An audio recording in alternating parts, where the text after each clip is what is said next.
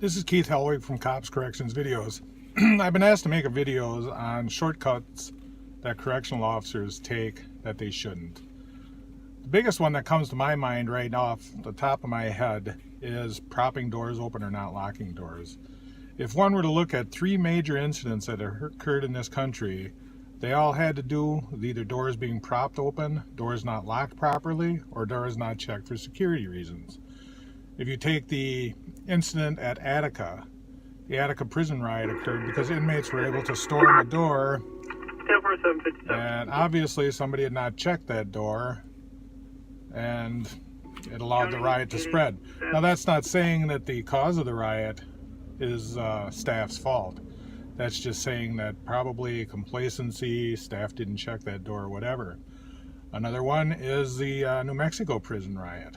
The New Mexico prison riot occurred on 3rd shift because the inmates knew that when the officers went in a certain barracks or out a certain door, that they simply propped that door open, that they didn't lock that door. By not locking that door, that allowed that riot to spread. And one of the most egregious ones I can think of happened in Arizona. In Arizona, 2 inmates were able to gain access to a tower and hold 2 staff hostages. It also became one of the longest hostage incidents in prison history. A female hostage was held for more than 15 days. Now, this occurred because inmates in the food service had been planning to break out, and they were observing a staff member, and they noticed the routine, they noticed everything that was going on, and they overpowered an officer and took his uniform. Well, one of the inmates then went to the base of the tower dressed as an officer. Now, the officer in the tower circumvented policy because he didn't check for identification. He just looked down from his perch and he buzzed the person into the base of the tower. That person happened to be an inmate, and that inmate ended up taking him hostage and was soon joined by another inmate. Over the course of 15 days, the female hostage was assaulted, tortured, raped, things of that nature.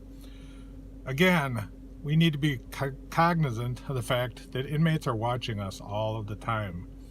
They know when you make rounds, they know when you don't make rounds.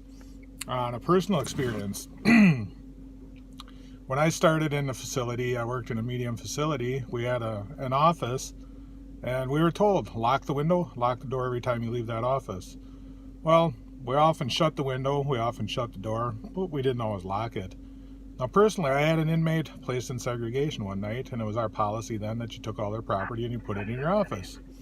I went to make rounds a little later on, and I shut my office door, but I didn't lock it. And when I came back, every bit of canteen that inmate had purchased had been stolen.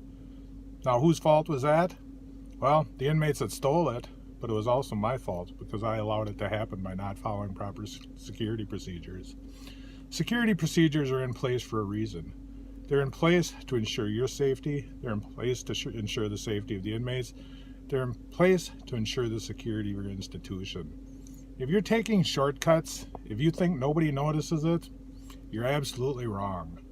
If your supervisors notice it and don't say anything, they're absolutely wrong. But believe me, the inmates notice it when you take shortcuts. Until next time, this is Keith Helwig from Cops Corrections. If you like my videos, please subscribe. Stay safe and watch your back.